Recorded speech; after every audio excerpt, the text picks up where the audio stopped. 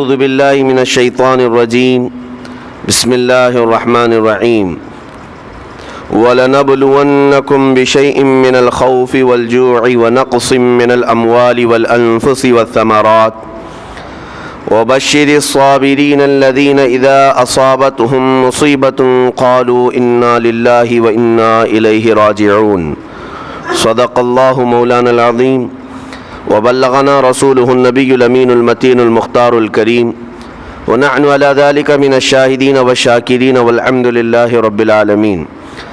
بارگاہ رسالت معاب صلی اللہ علیہ وسلم میں درود پاک کا ہدیہ پیش کریں۔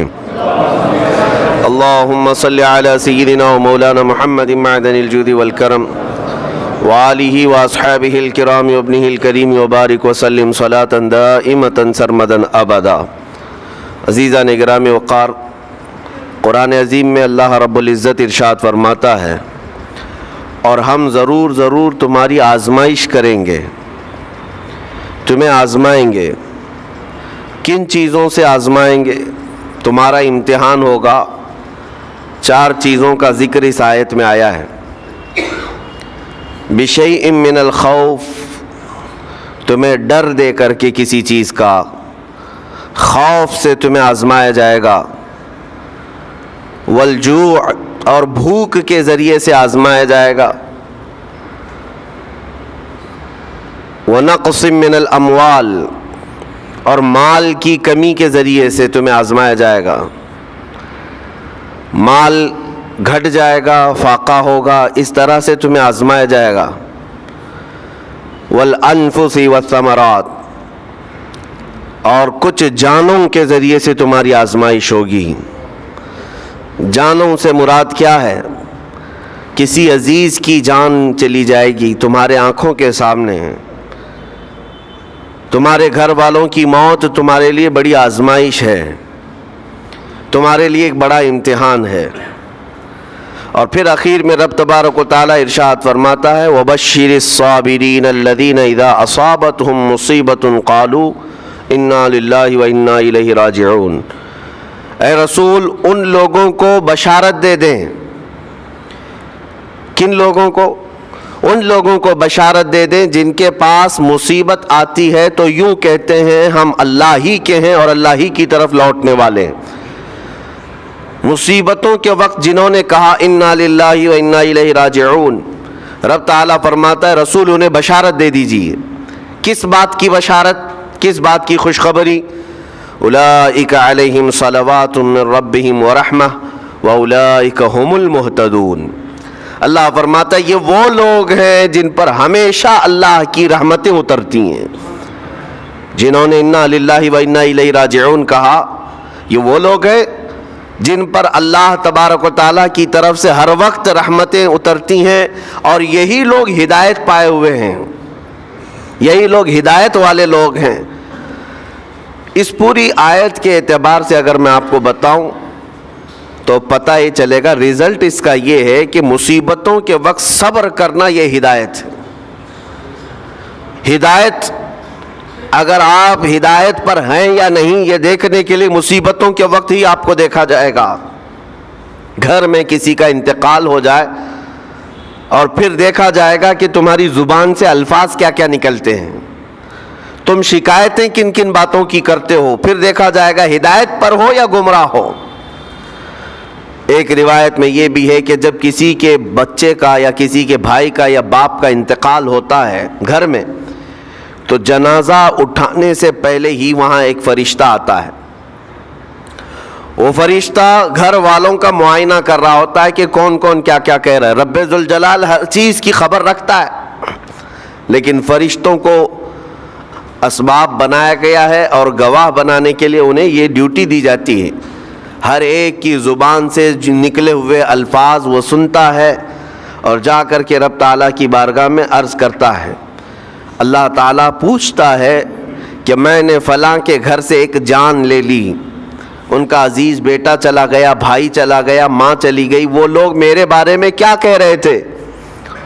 فرشتہ کہتا ہے اے رب ذوالجلال، ان لوگوں کے زبان پر شکر کے الفاظ تھے، وَإِنَّا لِلَّهِ وَإِنَّا إِلَيْهِ راجعون کہہ رہے تھے۔ اور وہ صبر کر رہے تھے. میں نے گھر والوں کے سب حالات دیکھے. اللہ تعالیٰ فرماتا ہے اے میرے فرشتے تو گواہ رہنا, میں نے ان سے جو چیز لیا ہے اس سے کئی گنا زیادہ نعمت انہیں عطا کروں گا, اس سے بہتر نسل انہیں دی جائے گی, اور ان کے غم آج جتنے ہیں اس سے کئی گنا زیادہ خوشیاں میں انہیں جنت کی عطا کروں گا جنہوں نے میری دی ہوئی مصیبت پر صبر کیا. اور کوئی گھر ایسا ہوگا جس گھر سے فرشتہ جا کر کہے گا کہ مولا اس گھر والے تو بے قابو تھے, جو منہ میں آیا بکے جا رہے تھے, وہ تو یوں کہہ رہے تھے کہ اللہ کو کیا ہمارا ہی گھر ملا, ہمارا ہی بچہ جانے کو تھا, ہمارے ہی گھر میں یہ آفت آنے کو تھی. اس طرح کے الفاظ وہ کہہ رہے تھے اور رب تبارک و تعالیٰ کو ظالم کہہ رہے تھے. اللہ تبارک و تعالیٰ اپنے جلال کا اظہار فرماتا ہے, ارشاد فرماتا ہے فرشتے کو اے فرشتے تو گواہ رہنا, انہوں نے میرے بارے میں جیسا گمان کیا اب میں ان کے ساتھ ویسا ہی سلوک کروں گا. اللہ تبارک و تعالیٰ کے ساتھ یہ گمان جس طرح بندہ کرے گا اللہ تعالیٰ اس کے ساتھ اسی طرح کا سلوک فرمائے گا. اس کو ارحم الراحمین ہی تصور کرو. ہمیشہ رب تبارک و تعالیٰ مہربان ہے اور مہربان ہی اس کی طرف گمان کرنا بھی چاہیے مومن کو. انشاءاللہ العزیز مہربانی ہوگی, اور بلکہ دلوں کا قرار اور سکون بھی رب تعالیٰ ہی عطا کرتا ہے.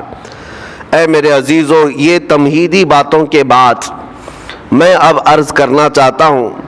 محرم الحرام کے مہینے میں کربلا کے واقعات سنتے ہی رہتے ہیں. میرے عزیزو, ہم بچپن سے لے کر اب تک ہر سال کربلا میں ہونے والے عظیم حادثے کو سنتے بھی آ رہے ہیں. 14 صدیوں گزر جانے کے بعد بھی اس واقعے کو یاد کرتے ہیں تو آنکھیں بھیگ جاتی ہیں. اس میدان میں, وہاں کے ریگزاروں میں رسول کریم صلی اللہ تعالیٰ علیہ وسلم کے اہل بیت کا جو امتحان تھا وہ کتنا سخت تھا, کتنا کٹھن تھا.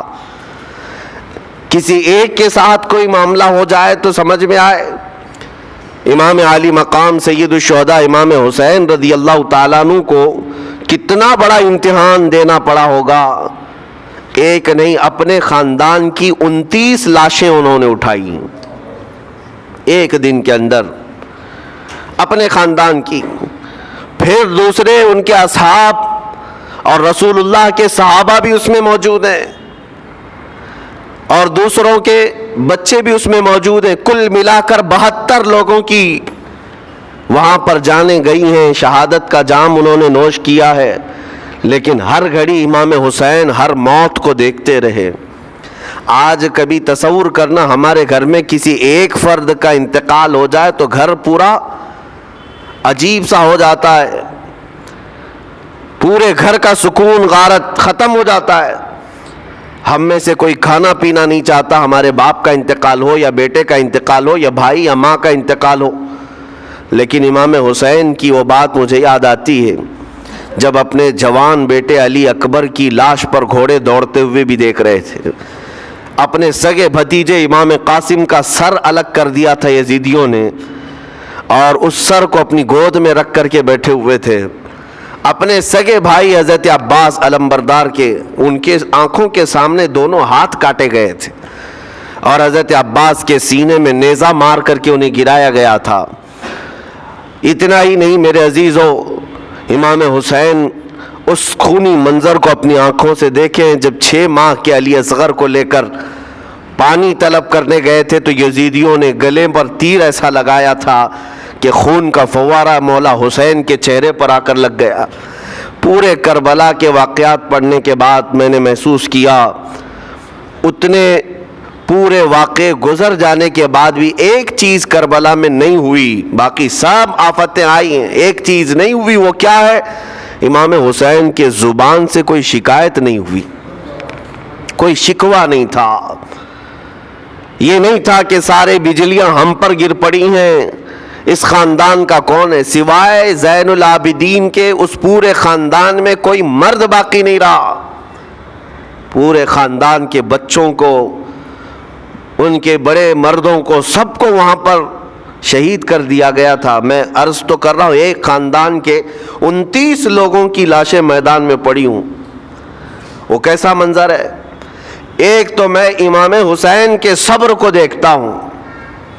اللہ تعالیٰ نے فرمایا آیت کریمہ میں کہ ہم تمہیں آزمائیں گے, آزمائش کریں گے کچھ جانیں لے کر کے, لیکن میں سمجھتا ہوں اتنی بڑی آزمائش کہ ایک ہی دن میں ایک ہی خاندان سے 29 لوگوں کی جانیں گئی ہو, اس سے بڑی آزمائش ہوگی؟ یہ کتنی بڑی آزمائش ہے اور کتنا بڑا امتحان ہے. اب یہ بھی میں آپ کو بتا دوں کہ کس کے ساتھ کیسی آزمائش ہوتی ہے, کس کے ساتھ کیسا امتحان ہوتا ہے. آپ کو سردی بخار دے کر کے آزمایا جاتا ہے, کسی اور کو کچھ اور بیماریاں دے کر, یا کسی اور کو کسی اور مصیبت کے ذریعے سے. لیکن یہ آزمائش کی جو کیٹیگری ہے وہ کیسے طے ہوتی ہے پتہ ہوں؟ میرے آقا صلی اللہ تعالیٰ علیہ وسلم نے فرمایا جس کا ایمان جتنا بلند ہوگا ویسی ہی آزمائش آئے گی. یہ کربلا کے امتحانات سے یہ بات تو ثابت ہوتی ہے کہ امام حسین کے ایمان کا درجہ کیا رہا ہوگا, ان کے ایمان کا مقام کیا رہا ہوگا. اس ایمان کی بلندی کے اعتبار سے ان پر آزمائش آئی.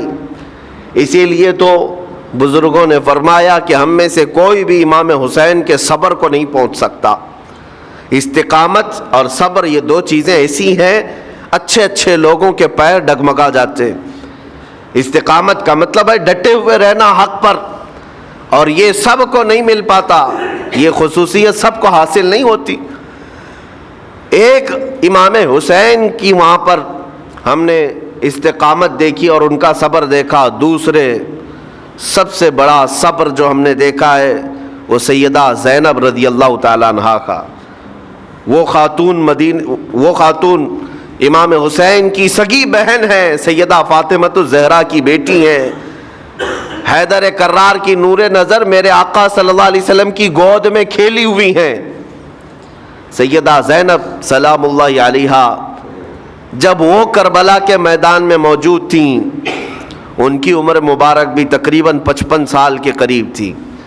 55 سال کی اگر خاتون میدان میں یہ تمام خونی مناظر دیکھ رہی ہو, ہماری عورتوں کو آپ جانتے ہیں کہ ایک چھوٹی سی مصیبت پر واویلا مچاتی ہیں, اور سیدہ زینب وہ ہیں جن کے خود سگے شہزادے اون اور محمد ان کی آنکھوں کے سامنے مارے گئے تھے اور ٹکڑے کیے گئے تھے. سیدہ زینب سلام اللہ علیہا اس پر بھی خاموش رہی. لیکن اندازہ کرو جب سارے شہید ہو گئے تھے, امام حسین اپنے خیمے سے نکلنے کو تھے, جب کربلا کے میدان میں خود گھوڑے پر سوار ہونے کو تھے, جانتے ہیں یہ منظر کیسا رہا ہوگا. عورتیں تو ماتم کرتی ہیں ایسے حالات میں, لیکن وہ اہل بیت کی عورتیں تھیں. سیدہ زینب خود کھڑی ہوئیں اور اپنے خیمے میں امام حسین کو لے گئیں. ایک صندوق تھا پرانا, اس کو کھول کر کے اس میں سے ایک جبہ نکالا اور کہا میری ماں نے مجھے یہ وصیت کی تھی کہ جب حسین میدان میں اترنے کی اس کی باری آئے تو اس دن ہو سکتا ہے وہ مجھے یاد کرے. زینب اگر تو اس دن باقی رہے, تو اس دن زندہ رہے, تو اپنے ہاتھوں سے یہ حسین کو جبہ پہنانا. سیدہ زینب سلام اللہ علیہا انہوں نے خود اپنے ہاتھوں سے امام حسین کو یہ لباس پہنایا. کیا اس مقام پر کوئی اتنی طاقت رکھتا ہے کہ پورا گھر لٹ گیا ہو اور اپنے سگے بھائی کو جبہ پہنا کر کسی شادی میں نہیں پھر جنگ کے میدان میں اتار رہے ہو؟ اس خاتون کے استقامت پر لاکھوں سلام. سیدہ زینب سلام اللہ علیہا وہ معمولی خاتون نہیں ہے, صبر کا پہاڑ تھیں. میں آپ کو بتاؤں مصیبت کے وقت ایک بار کسی کا قتل ہو جائے تو وہ ایک موت ہے, لیکن یہاں پر کربلا کے میدان میں سیدہ زینب جتنی موتیں دیکھ رہی تھی ہر موت پر ایک موت کی تکلیف ہے, ہر موت پر ایک موت کی تکلیف, لیکن وہ صابرہ و شاکرہ رہیں. پوری تاریخ میں ڈھونڈ کر کے آپ نکالیں, کہیں پر بھی سیدہ زینب نے نہ اپنے بال نوچے, نہ کپڑے پاڑے, نہ چہرے پر ہاتھ مارا. بلکہ ایسا صبر کا دامن پکڑی رہیں کہ پوری زندگی بھر انہوں نے صبر کی تلقین کی تمام خواتین کو. گھر لٹانا، گھر کٹانا، کوئی سر کٹانا کوئی تم سے سیکھ جائے، جان عالم ہو فدا اے خاندان اہل بیت. امام زمن فاضل بریلوی رحمۃ اللہ علیہ نے فرمایا ہے سر کٹانا، گھر لٹانا کوئی تم سے سیکھ جائے، جان عالم ہو فدا اے خاندان اہل بیت. عزیزان گرامی وقار، یہاں پر ان حالات کے بعد میں آپ کو ایک بات ضرور کہنا چاہوں گا. مصیبتیں ہمارے گھر بھی آتی ہیں، آفتیں تکلیفیں ہمارے گھر بھی آتی ہیں، لیکن کیا ہم ان مصیبتوں کا سامنا کرتے ہیں، استقبال کرتے؟ نبی اکرم صلی اللہ تعالیٰ علیہ وسلم نے تو ارشاد فرمایا مومن کو جب مصیبت آتی ہے تو اس کے لیے وہ نعمت ہے. دو چیزوں میں سے ایک چیز ہوگی اس کے ساتھ. اگر بخار بھی آئے، میرے آقا فرماتے ہیں اگر بخار بھی آیا ہے تو دو باتوں میں سے ایک بات ہوگی اس کے ساتھ، یا تو رب تبارک و تعالیٰ اس کے گناہ معاف کرے گا یا تو اس کے درجے کو بلند کرے گا. مصیبت اگر آئے تو ایک بات یاد رکھنا، رب تبارک و تعالیٰ اپنے محبوب بندوں کو، پسندیدہ بندوں کو آزمائش میں ڈالتا ہے. ورنہ جو لوگ یہ سمجھتے ہیں کبھی طبیعت خراب ہی نہیں ہونا چاہیے تو فرعون بن جاتے ہیں. ایسے لوگ، فرعون کو 90 سال تک نہ کبھی سردی آئی نہ بخار، کبھی کوئی بیماری نہیں. اور جب بندہ کبھی بیمار نہیں ہوتا تو اپنے آپ کو خدا تصور کرنے لگ جاتا ہے، میں تو دنیا کا سب سے مضبوط آدمی ہوں، مجھے کچھ نہیں ہوتا. لیکن مصیبتیں دے کر کے رب تبارک و تعالیٰ تمہیں تمہاری حقیقت بھی بتاتا ہے، اور انسان کو انسان کی لمٹ میں رہنا سکھایا جاتا ہے. تمہاری حیثیت صرف اتنی ہے کہ اگر نس رک گئی، دل کی دھڑکنیں ایک آن کے لیے اگر رک گئی تو سب ختم ہے. اس لیے تمہیں رب تبارک و تعالیٰ کے حضور جانا ہی ہے تو صبر بھی سیکھو اور شکر بھی سیکھو. آج مصیبتیں اور آفتیں آتی ہیں تو واویلا کرنے والوں کے لیے میرا میسج ہے، اللہ تبارک و تعالیٰ تمہاری ہر بات کو دیکھ رہا ہے. تمہارے چیخنے سے، چلانے سے، تمہاری شکایت کرنے سے گئے ہوئے آدمی کی جان واپس تو نہیں آنی ہے.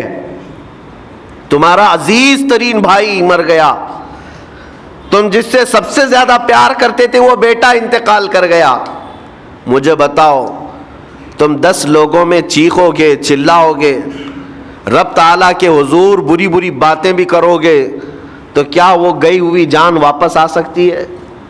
میرے عزیزو، یہ وہ حکومت نہیں ہے کہ تمہارا احتجاج کرنے پر قانون واپس لے لیا جائے.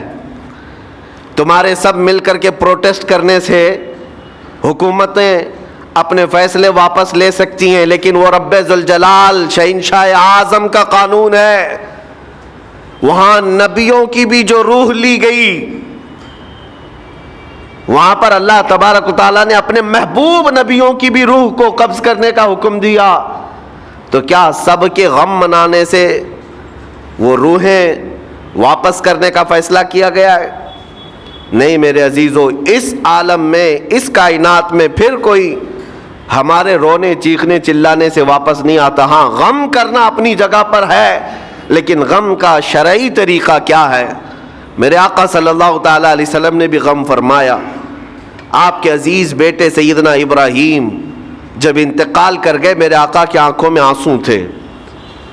حضور پاک صلی اللہ تعالیٰ علیہ وسلم کی آنکھوں کے سامنے سیدہ خدیجۃ الکبریٰ کا انتقال ہوا. حضور غمگین تھے، لیکن غم کا مطلب کبھی یہ نہیں ہوتا کہ اللہ کی بارگاہ میں شکایت کریں، تو نے میرے ساتھ ایسا کیوں کیا؟ یعنی تم حکم دو گے، رب تبارک و تعالیٰ کو تم مشورہ دو گے کہ کس کے ساتھ کیا کرنا ہے. اس لیے ان مواقع پر ہم سب کی آزمائش ہے، ہمارا امتحان ہے. ایسے معاملات جب بھی آتے ہیں، دیکھیں میں آپ کو ایک اور باریک بات بتا دیتا ہوں. یہ ہم آج تقریر کر رہے ہیں، ہو سکتا ہے آپ بھی سن رہے ہیں اور اچھی طرح سمجھ رہے ہیں، لیکن خود کے گھر پر جب آ جائے تو تقریر بھی یاد نہیں رہتی، نصیحت بھی یاد نہیں رہتی، غم کا غلبہ زیادہ ہو جاتا ہے. ایسے اوقات میں حکم کیا ہے مومنین کو؟ میرے گھر پر، میں جانتا ہوں شکایت نہیں کرنا چاہیے، میں جانتا ہوں غموں کے وقت صبر کرنا چاہیے، پھر بھی اگر میرے گھر میں آ گئی مصیبت تو مومنین کے لیے حکم یہ ہے کہ تم نے اب تک جو سنا تھا حدیثیں وغیرہ اس کو یاد دلاؤ، یعنی مجھے یاد دلاؤ۔ یہ مت سوچو کہ مولانا صاحب ہیں، مفتی صاحب ہیں، امام صاحب ہیں، ان کو تو سب معلوم ہوگا۔ غم کا غلبہ جب آ جاتا ہے تو اچھے اچھوں کو یاد نہیں رہتا۔ مومنین کو کہا گیا ہے کہ وہ یاد دہانی کریں، جائیں غموں کے وقت ان کی حالت دریافت کریں اور انہیں صبر کی تلقین کریں۔ ہر ایک کے لیے ضروری ہے، یہ سوچ کر کے پیچھے نہیں ہٹا جائے گا کہ یہ تو بہت جانکار لوگ ہیں، یہ بہت پڑھے لکھے لوگ ہیں، ان کو تو سب پتہ ہے۔ نہیں، بلکہ حکم یہ ہے کہ جس کے ساتھ بھی مصیبت آئے، مومنین دوسرے مومنین اسے صبر کی تلقین کریں، اسے جا کر کے حوصلہ دیں اور اسے تسلی دیں۔ اب میں آتا ہوں ان باتوں کی طرف جو لوگ مصیبتوں کو برا سمجھتے ہیں۔ ایک صحابی تھے، ان کی شادی ہو گئی ایک صحابیہ سے، نکاح ہوا تھا مدینے میں، سال بھر خوشحالی سے گزرتے رہے، بہت اچھے دن گزرے۔ سال ختم ہونے کو تھا کہ خاتون جو ہے لڑائی کرنا شروع کر دیتی، کہتی مجھے تمہارے ساتھ رہنا نہیں، مجھے طلاق چاہیے، ڈائریکٹ طلاق۔ تو اس صحابی نے کہا ہوا کیا؟ وہ صحابیہ کہتی تھی نہیں مجھے تمہارے ساتھ رہنا نہیں۔ اس صحابی نے کہا ٹھیک ہے، اگر ایسا ہی ہے تو حضور پاک صلی اللہ علیہ وسلم کے پاس چلتے ہیں، وہاں جا کر فیصلہ کرا لیں گے۔ تو وہ صحابیہ مان گئیں، کہا چلو چلتے ہیں۔ تو دونوں چلے جا رہے تھے اپنے گھر سے، حضور پاک صلی اللہ علیہ وسلم کے دربار میں فیصلہ کروانا ہے۔ چلتے وقت راستے میں ایک پتھر سے ٹھوکر لگ گئی اس صحابی کو، اور اتنی تیز ٹھوکر لگی کہ ان کا ناخن اکھڑ گیا۔ اب وہ ان کی خاتون جو بیوی صحابیاں ہیں، وہ فوراً اپنے دوپٹے کا کپڑا پھاڑ کر کے انگلی کو باندھتی ہیں اور خون روکتی ہیں، اور اس کے بعد کہتی ہے چلو واپس گھر چلتے ہیں۔ گھر واپس آنے کے بعد وہ کہتی مجھے طلاق نہیں چاہیے، ساتھ میں رہوں گی۔ کہا عورتوں کا موڈ، عورتوں کا اس طرح کا فیصلہ کیا بات ہے؟ وہ صحابیہ کہتی ہے میں نے سنا ہے کہ جب کبھی کوئی بندہ بیمار نہیں ہوتا تو اللہ اسے پسند نہیں کرتا۔ میں نے جب سے تم سے شادی کی ہے، سال بھر ہو گئے، ایک بار بھی تم کو بیمار ہوتے نہیں دیکھا۔ مجھے ایسا لگنے لگا کہ کہیں تم اللہ کے ناپسندیدہ بندے تو نہیں ہو، اس لیے میں تمہارے ساتھ نہیں رہنا چاہتی تھی۔ اب جب راستے میں ٹھوکر لگ کر ناخن اکھڑ گیا تو مجھے احساس ہوا کہ اللہ تجھے بھی پسند کرتا، میں تیرے ساتھ رہنے کو تیار ہوں۔ وہ صحابیہ تھیں۔ میرے عزیزو، اس کا مطلب یہ نہیں کہ ہم آپس میں ایک دوسرے کے بیمار ہونے کی انتظار میں رہیں۔ شوہر یہ سوچے کہ میری بیوی بیمار کیوں نہیں ہوتی، اور بیوی یہ سوچتی رہے کہ میرا شوہر بیمار کب ہوگا۔ وہ توکل کا اعلیٰ درجہ ہے۔ انتظار اور تمنا مت کرو بیمار ہونے کا، بلکہ بیماری آ جائے تو اللہ کا شکر ادا کرو، آ جائے تو صبر کرو۔ عزیزان گرامی وقار، ہم آج امام حسین اور ان کے رفقائے گرامی رضوان اللہ علیہم اجمعین کو یاد کرتے ہیں تو صرف رونے کے لیے نہیں یا صرف غم منانے کے لیے نہیں، بلکہ داستان کربلا سنانے کا ایک عظیم مقصد یہ ہوتا ہے کہ نوجوانوں کے اندر، بلکہ بوڑھے اور بچوں کے اندر بھی ایمانی جذبہ ایسا آ جائے کہ وہ ہر مصیبت پر ڈٹ کر کھڑے ہو سکیں، ہر یزیدی کا مقابلہ کر سکیں۔ ایک تو اس کا میسج یہ ہے، اور دوسرا میسج یہ ہے کہ چاہے جیسی بھی مصیبتیں آئیں، ایمان کے ساتھ رہنا ہے، صبر اور شکر کو ہرگز نہیں چھوڑنا ہے۔ مصیبتیں ہمارے پاس اب اتنی بڑی تو نہیں آتی کہ ایک خاندان کے ہی اتنے لوگوں کو کاٹ دیا جائے، ایسی مصیبتیں تو نہیں آئی۔ اب جو کچھ بھی آتی ہیں ہمارے ساتھ، وہ مال کی کمی کی، کبھی دکان میں دھندا نہیں چلتا، کبھی بچے کسی کو نہیں ہو رہے ہیں، یا پھر گھر میں کوئی بیمار ہے، کوئی مستقل بیماری آ گئی ہے، یہی تو مصیبتیں ہیں۔ مومن کے لیے یہ قید خانہ ہے، زیادہ آسائش اور آرام کی فکر نہ کرو۔ یہ دنیا مومن کے لیے قید خانہ ہے۔ اسی لیے شاعر نے کیا خوب کہا، جب کسی کا انتقال ہوتا ہے، ایک سچے مومن کا انتقال ہوتا ہے، تو لوگ کہتے فلاں مر گیا، فلاں مر گیا، تو تو ایک شاعر نے بہت اچھے انداز سے کہا ہے کہ کون کہتا ہے کہ مومن مر گیا؟ جو سچا مومن ہے اس کے لیے کہہ رہا ہوں. وہ شاعر نے کہا کون کہتا ہے کہ مومن مر گیا، قید سے چھوٹا وہ اپنے گھر گیا. حقیقت تو یہ، قید سے چھوٹا وہ اپنے گھر گیا. یہاں دنیا میں زیادہ آسائش، زیادہ آرام کی طلب انسان کو مغرور بنا دیتی ہے، تکبر والا بنا دیتی ہے، گھمنڈی بنا دیتی ہے.